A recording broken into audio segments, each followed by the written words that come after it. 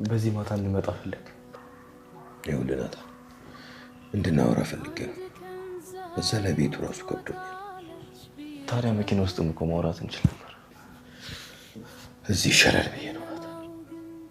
እሺ እና ቆይ እማዬ እንዴት ነች? አስመረመራችሁት? ናሙና ሰጥተናል። ውጤቱ ከ3 ቀን በኋላ ይደርሳል ብለው እና አሁን ስታያት እንዴት ናት አባዬ?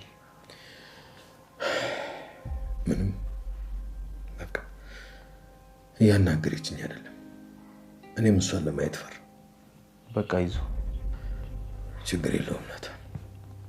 ይሄ ጊዜ እንደሚመጣ እኮ አውቅ ነበር። እሺ አባዬ ወይ ሌላ ምን ሞከረው ነገር የለም? መቀየር ምናምን? እንዴት መቀየር ማለት? ማለቴ ውጤቱን ብናስቀይር ዲኤንኤው ከመድረሱ በፊት የከፈልነውን ዋጋ ከፍለን ብናስቀይረውስ? እና ውጤቱ ልክ አይደለም እንዲባል ነው? አዎ አባዬ። ሌላ ክህደት፣ ሌላ ስህተት ናታ። በማርታ ላይ ይሄን ነገር ማድረግ አልችልም። የመጣውን ነገር ሙሉ መቀበል ይሻለኝ። አባዬ እማ ይሄንን ነገር ካረጋገጠች እኮ ምን እንደሚፈጠር ግልጽ ነው። ከዚህ በኋላ የመጣው ይምጣ። ሁለቱም እኮ ለኔ ስቃይ ነው። ወይ ደግሞ ከውጤቱ በፊት ለምን ለማዬ ምን እንደተፈጠረ ቀስ ብለን አናስረዳት? ምን ብዬ ናታ? ጠጥቼ ሰክሬ በሰከርኩበት ከሰላም ጋር ተኛው ብዬ ልንገራት? የተወለደው ልጅ የኔ ነው ብዬ ልንገራት? ቆይ እስኪ እሷስ ይሄንን ታምነኛለች? እሺ ቆይ ሰላምስ ምን አለች? እሷማ ምንም አላለችም። የማርታን አይን ማየት ስለፈራች ራቅ ብላ ነበር የተቀመጠችው። ኧረ አባዬ ተው እባክህ፣ ወይ የሆነ ነገር እናድርግ።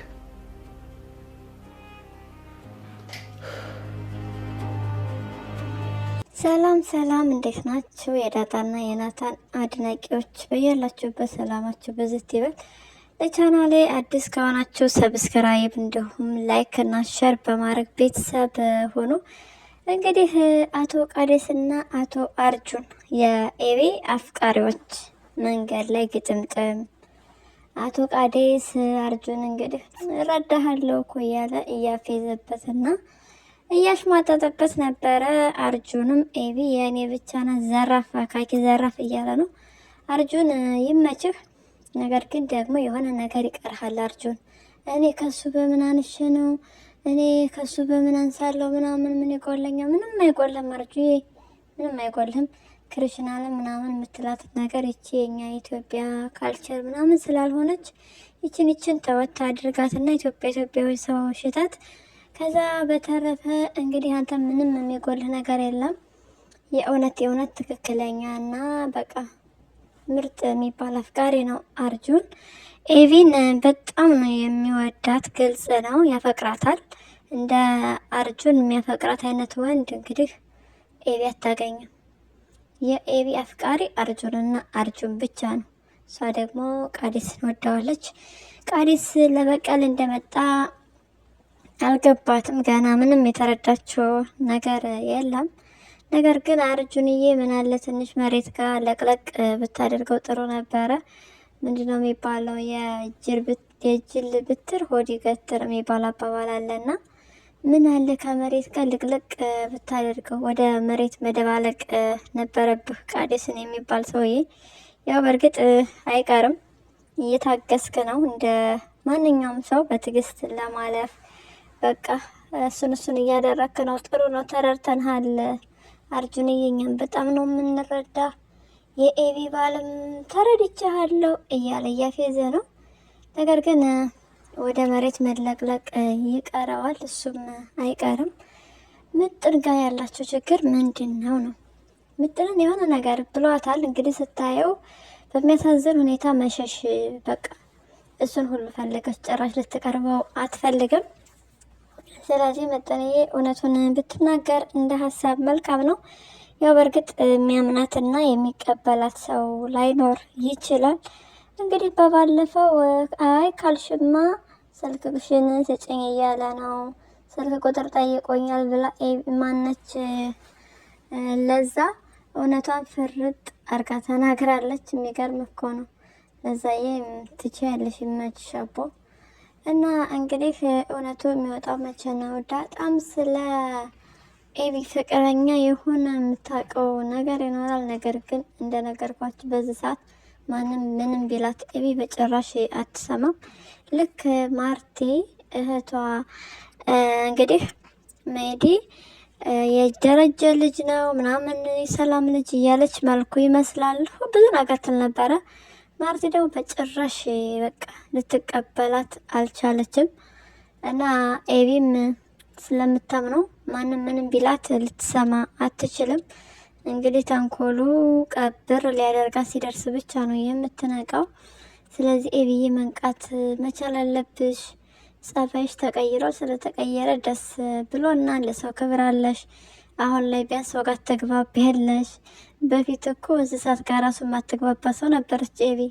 ድመት ስታይ ድመት ለምን መጣች? ድመት እኛ ቤት እንዴት ገባች? ዳጣ ስትመጣ ዳጣ እንዴት መጣች? ሰላም ስታረገዝ እንዴት አረገዘች? ከአባዬ ነው ከናታን ነው። ቤቱን በቃ ምስ ቁልት ነበር የምታረገው ኤቢ። አሁን ግን ቅዝቅዝ ስናስክን ብላለች። ነገር ግን ደግሞ ጋሽ ደሬ በጣም እየፈራት ነው ያለው። ምክንያቱም ከሰላም 2 ልጅ እንደወለደ ብታቅ ሰው አድርጋ አታየኝም ብሎ ከማርታ እኩል እየፈራት ነው። በጣም ነው የሚያሳዝነው። በየቀኑ ያለው ስቃዩ ምናምን ድንጋጤው ብቻ በጣም የሚከብደው። ጋሽ ደሬ እንግዲህ ጭንቀትህ እንዲቀልልህ እንፈልጋለን፣ ምኞታችን ነው። ያው በህይወትህ አንድ ጊዜ ተጸጽተህ ግን ደግሞ የዘላለም ጸጸት አዝለህ ኖረሃል። ከዚህ በኋላ ወይ ይፈርሳል ትዳርህ ወይ እንደሚሆን ይሆናል። ዞሮ ዞሮ ማርቲ አትጎዳ እንጂ ከዚህ በላይ ራሷን ጠንካራና ብርቱ ሴት አድርጋ ከኖረች ቀላል ነው። ግን ደግሞ ማርቲ በድንጋጤ ወድቃ የሆነ ነገር ከሆነች ሌላ በቃ ከስካሁኑ ይባስ ህመም ነው የሚሆነው። ሰላም እንግዲህ እመጣለሁ ወደ ቤት ካልመጣው እያለች ነው። አክስቷ እንደሰለቸቻት በቃ እዛ ቤት መኖር እንደከበዳት እየተናገረች ትገኛለች። የሰላም ድፍረቷ በጣም ነው የሚገርመው። እንግዲህ እንዴት እንዳሰበች ማሰብ ይከብዳል። እዛ ቤት ሄዳ በቃ ለመኖር ደረጀ ጋር በጣም ነው የምትፈልገው። አንደኛ ልጆች ወልጃለሁ በቃ መብቴ ነው ብላ ነው የምታስበው። ግን ደግሞ በሰው ትዳር ላይ የሰውን ትዳር ማፍረስ፣ በሰው ትዳር ላይ መማገጥ፣ ዞሮ ዞሮ መማገጥ ነው የሚባለው። እንግዲህ መማገጥ ወንጀል እንደሆነ አላወቀችም። የሰራችው በጣም ትልቅ ወንጀል ሊያስከስስና ሊያሳስር የሚችል ወንጀል መሆኑ በጭራሽ እያሰበችበት አይደለም። በዛ ላይ ደግሞ የማርቲን አይን የማየት አቅም፣ ድፍረት፣ ሞራል ራሱ የላትም። ነገር ግን እሷ የምታውቀው በቃ ሄዳለሁ ነው። ሄዳለሁ እዛ ቤት እኖራለሁ። ዳጣም ነገረቻት። በጭራሽ አይሆንም አለቻት። ከዳጣ ጋር እንግዲህ ክርክር እና ፍጥጫ ነው የያዘችው። እኔ እኮ እናትሽ ነኝ ምናምን ነገር እናቷ ነሽ እናውቃለን። ግን ደግሞ ለእሷ ብለሽ ብዙ ዋጋ ከፍለሻል። ነገር ግን ደግሞ የወደደችሽ ያከበረችሽ አሰርሽ የነበረችን ሴት በጭራሽ በዛ ልክ በቃ መድፈር አልነበረብሽም። ይባስ ብለሽ ደግሞ ሰላምዬ አሁን ላይ እሄዳለሁ እኖራለሁ ሁለተኛ ሚስት ልትሆኝ ነው እንዴ? ሰላም ግን ምንድን ነው ያሰብሽው ነው ወይስ ሶስተኛ ልጅ መድገፍ ፈልገሻል? ኧረ በቃ ቤቱን ልጅ በልጅ ልታደርጊው ነው። ማርቲ እኮ እኔ ልጅ ትወልድልኛለች ኤቢ ብላ ነው የምትጠብቅና የምታስበው። ግን ቀድመሽ አንቺ ቤቱን ልጅ በልጅ ያደረግሽው። አረ ሰላምዬ ተይ ሰከን ረጋ በይ። እንግዲህ ይሄ ምን እንደሚባል መገመት አያቅታችሁም። ድፍረትና ንቀት ነው። ግን ደግሞ እንደነገርኳችሁ እዛ ጋ ሄዳ የመኖሩ አቅም የላትም። የማርታን አይን ማየት የላትም። አክስቴ ሰለቸች ምናምን። ኧረ ከኒሆም ጥሩ አክስት ነው ያለች። አላስገባም እንዴት ከማን አረገሽ ብላ ያኔ ነበረ አላስጠጋም ማለት የነበረባት። እንግዲህ ማርቲ በሚያሳዝን ሁኔታ ከእርግዝናዋ ጀምሮ እየተንከባከበቻት ነበረ እና ደግሞ በጎረቤት እንዴት አረገዘች ከማን አረገዘች በጣም ከባድ ነው። አስባችሁታል? በጣም ትልቅ ስም ያላቸው ክብር ያላቸው በጣም የሚዋደዱ ሰው የሚቀናባቸው ናቸው ማርቲና ደረጀ። እንግዲህ እድሜ ለሰላም የመጀመሪያው ስህተት ይበቃ ነበረ። ሌላ ሁለተኛ ስህተት ሰርታ ለበቀል የወረወረችው ዱላ የሰው ቤት እያፈረሰ ይገኛል። እንግዲህ ምንድን ነው የሚሆነው ነው? ማርቲ ለደሬ ይቅርታ ታደርግለታለች አታደርግለትም የሚለው ምንም ይቅርታ የምታደርግበት አቅም የላትም። ይቅርታ የማድረግ ያለማድረጉ ጉዳይ አይደለም እያሳሰባት ያለው። ማርቲ አሁን ላይ ምግብ እየበላች አይደለም። ውስጧ በጣም የታመመ ነው። ውስጧ በጣም የደማ ነው። ሁለተኛ ነገር ደግሞ በጣም የምታምነው ባሏን አስባችሁታል? በጣም በጣም ታምነዋለች እና በምታምናቸው ሁለት ሰዎች መከዳት አስቡት። አሁን ላይ ይቅርታ ማድረግ አለማድረጉ አይደለም የሚያሳስባት በዋነኛነት በቃ ቀጣይ ህይወታቸው ምንድን ነው የሚሆነው ነው። የሰው አፍ አለ፣ የክብራቸው ሞገሳቸው፣ በቃ ብዙ ነገራቸውን አብሮ እየተናደ ያለውና በጣም ከባድ ነው። ቤት ቢኖር ልጅ ቢኖር ቤት ውስጥ ሰላም ከሌለ ቤት በእንደዚህ አይነት መልኩ የሚደፈርስ እና የሚቆሽሽ ከሆነ ይሄ በጣም ከባድ ነው። በተለይ ለሴት ልጅ እንግዲህ በጣም ለትዳሯ ምን ያህል ክብርና ፍቅር እንዳላት ግልጽ ነው። እና ደግሞ ማርቲ የምትሳሳት አይነት ሴት አይደለችም። በጣም ጀግናና ጠንካራ ሴት ነች። እህቷ መድኃኒት እንግዲህ ብዙ ነገር ስትላት አላምንም ብላ ይሄ ነገር አለ እህቷን አታለች። ከዚህ በኋላ አልመለስም ብላለች ሜዲ። አሁን ላይ በቃ ማርቲ ምን እየተሰማት ነው? ውጤቱን ገና አላወቀችም። ውጤቱ ስታቆን ይሰማታል። እህቷን አለማመኗ ኤቪ በዛ ሰዓት እንደዛ ስትላት ጎረቤቶቹ የምጥንናት ሁሉ ሳትቀር እንዴት ነው በቃ ሰራተኛ ከማን ያረገዘችው ብለው ሲያሟት ምን ሲሏት በዛ ጊዜ ሁሉ በጭራሽ ልትሰማቸው ፈቃደኛ አልነበረችም። እና አሁን ላይ ማርቲ ምንድን ነው የሚሰማት የሚለውን መገመት በጣም ከባድ ነው። በጣም ታሳዝናለች። ስለ እውነት ለእሷ እንደዚህ የሚገባት አይነት ሰው አይደለችም።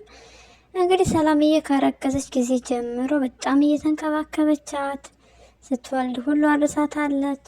ከዛ ደግሞ በቃ ቤቷን አዘጋጅታ ቤቷን ከፍታ ትምጣና ትኖር እያለች ከባሏ ጋር እንግዲህ ሰጣ ገባ ትንሽ ነበረ ከደረጀ ጋር።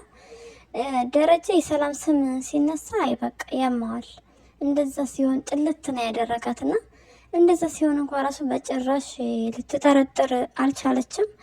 ሰላም ደግሞ የደፋርነቷ ጥግ ቤት ይከራይልኝ ስትባል አልፈልግም እኔ ወደዛው ነው የምመጣው፣ ጭራሽ ለማስፈራራት ትሞክራለች ምናምን። እስኪ ሰላምዬ ከዚህ በኋላ በምን አይነት አቅም ሞራልና ድፍረትሽ ነው ወደዛ ቤት ተመልሰሽ የምትኖሪው ነው? የሰውን ትዳር አፍርሶ ከዛ በኋላ ደግሞ እዛ ቤት ትኖራለሁ ማለት በጣም ከባድ ነው። ለሰው ልጅ ቤት ብቻ አይደለም መሰረታዊ ነገሩ።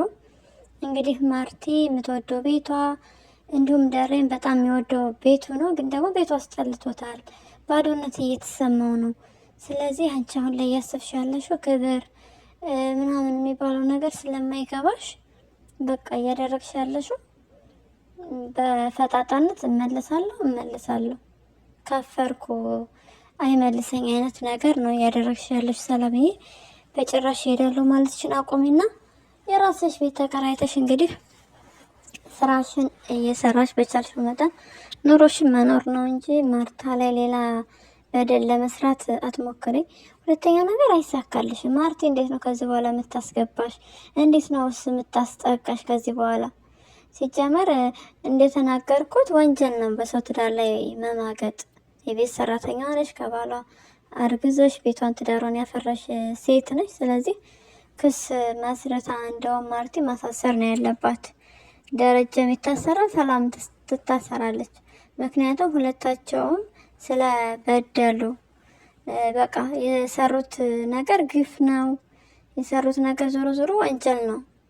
በህጋዊ ጋብቻ ባላቸው ሰዎች ትዳር መካከል ላይ ገብቶ መማገጥ፣ ዝሙት ምናምን ነገር ሴቷን ወንዷም ተጠያቂ ናቸው። ስለዚህ ዞሮ ዞሮ ሰላምዬ ነገሩን ባታከሪው መልካም ነው። ማርቲ ክፉ ሰው አልነበረችም። ከዚህ በኋላ ክፉ ማትሆንበት እንግዲህ ምክንያት የለም። ያ መልካምነቷ፣ ያ ለሰው ያላት ፍቅር፣ ለሰው ያላት ክብር እንግዲህ ይቀየራል። በጣም ነው የሚያስፈራና የሚያስደነግጠው። ዞሮ ዞሮ ፈጣሪ መጽናናትና በቃ ይህንን የማያልፍ የሚመስል ጊዜ የምታልፊበትን መንገድ እንዳበጅልሽ እንመኛለን። እንግዲህ ማርቲ በጣም እየጸለየች ነበረ ክላሷ ውስጥ ሆና፣ ምግብም እየበላች አይደለም፣ ውሃም እየጠጣች አይደለም። እንግዲህ በዚህ ላይ ደግሞ ነገ ስትሰማ ምንድን ነው የምትሆነው ነው። አቅም እያጠራት ነው፣ እየደካከመች ነው። እንግዲህ ደግሞ የሰላም የሰራተኛች ልጅ የባለሽ ልጅ ነው ስትባል ምንድን ነው የምትሆነው? አስባችሁታል? በጣም ከባድ ነገር ነው የተፈጠረው። ኤቪ እስካሁን ድረስ ምንም ያወቀችው ነገር የለም። እንግዲህ ናታንና ዳጣ ቃል አስገብተዋታል። ምንም ነገር ቢፈጠር ከቤተሰቦቻችን ጎን ልንሆን ብለው ነው ቃል ያስገባት። ከባድ ነው። ቃሏን ታፈርሳለች ኤቪ። ምክንያቱም ደግሞ ለእናቷ ታስባለች። ሴት ልጅ ስለሆነች ያ ማለት አባቷን አትወድም፣ አባቷን አታስብለትም ማለት አይደለም። ታስብለታለች። አባቷም እንዲጎዳባት አትፈልግም። ዞሮ ዞሮ የአባትና የእናቷ ደስታ የእሷም ደስታ ነው። ሀዘንና መከራቸውም ለእሷም መከራ ነው። በዛ ላይ ደግሞ ቀለበት አስራለሁ አገባለሁ እያለች እንግዲህ የምታስብበት ደስታቸውን የሚያጣጥሙበት ጊዜና ሰዓት ነበረ። ነገር ግን የመጣው ነገር በጣም ተቃራኒ ነው። እስካሁን ድረስ ከልጅነቷ ጀምሮ የነበረው ሰላም በቃ ተቃራኒ ሆኖ ግልብጥ አለና ችግር ሆኖ መጥቷል። ለዛውም የማይፈታ ለዛውም ከባድ የሆነ ችግር አስባችሁታል። ይሄ ነገር ነገሮቹን ያከብዳሉ። በዛ ላይ እንግዲህ ያላት ፍቅረኛ ደግሞ በጣም አስመሳይ ነው። ስለ ቀለበት ያወራል። እንደማይመቻ ስትነግረው ደግሞ ወደ ችግር የለውም አንቺን ደስ ካለሽ አንቺን በቃ በተመች ሰዓት እያለ ልክ እንደሚረዳ ሰው በጣም እያስመሰለ ነው ያለው። በጣም ይገርማል እኮ። ከአስመሳይ ሰዎች ፈጣሪ ጠብቀን። ሌላ ምን ይባላል? እንግዲህ ዳጣና ናታንም ልታገቢው ነው ወይ እሱ ልታገቢው ነው እያሉ በተደጋጋሚ ይጠይቋታል። ያው የዳጣ በጣም ፍርሃት አለባት። ዳጣ ራስ ወዳድ ናት። እንደ እናቷ እንደ ሰላም ምናምን የምትሉ ልጆች አላቸው፣ አስተያየታቸው ነው። ነገር ግን ዳጣ ከዛ በፊት ለራሷ ወንድ ነበረች። ወንድ ፍቅር ምናምን የሚባል ነገር አይገባትም ነበር። ግን ለመጀመሪያ ያፈቀረችው ናታንን ነው። ናታንን ያፈቀረችው እሷ በዛ ጊዜ ያው ከመጣች ጀምሮ ታውቃለች። ውሃና ኤቪ እህቶቿ እንደሆኑ ታውቃለች። ነገር ግን ደግሞ እሷ የምታውቀው ናታን እንደማይወዳት እንደማያፈቅራት፣ በፍቅር ደረጃ እንደማይወዳት፣ ኖርማል እንደ እህትነት ይወዳታል። ነገር ግን ደግሞ በፍቅር ደረጃ እንደማይወዳት፣ እንደዚሁም ደግሞ እሱ የሚያውቀው ናታንም ዳጣ ከመጣች ጀምሮ ለዳጣ በቃ ጓደኛዋ ሲሆን በዛ በቀናት ተነሳስታ ነው እኔን የምትወደኝ፣ ከዛ በፊት አትወደኝም፣ ወይም ከዛ በፊት ምንም ነገር ብላኝ አታውቅም፣ እንደዛ ብሎ ነው የሚያስበው። እንግዲህ በእልህ እንደወደደችው ነው የሚሰማው። እንዲሁም አብረን እንተኛ እያለች ለማማለል ትሞክር ነበረ። ነገር ግን ያሁሉ ስራዋ አልተሳካላትም። ኤቪ ዞሮ ናታንና ዳጣ ተፋቅረዋል። በመካከላቸው ምንም ነገር እንዲፈጠር አንፈልግም እና ዳጣ አሁን ላይ ምንድነው እያሰበች ያለችው? ለእኔ ብላ ነው ሌላ ሰው የማይሆን ሰው ላይ እየወደቀች ያለችው ብላ እያሰበች ነው። ዳጣዬ ከዚህ በላይ ማሰብና መጨናነቅ የለብሽም። የእናትና የአባትሽ ችግር ይበቃሻል። ስለዚህ በኤቢና በናታን ጉዳይ ደግሞ ማሰብ የለብሽም። ለዛሬው ያዝነው ቪዲዮ ይህንን ይመስላል። በሌላ ቪዲዮ እስክንገናኝ መልካም ጊዜ እንዲሆንላችሁ እመኛለሁ። ለቻናሌ አዲስ ከሆናችሁ ደግሞ ሰብስክራይብ፣ ላይክ እንዲሁም ሸር በማድረግ ቤተሰብ ሆኑ።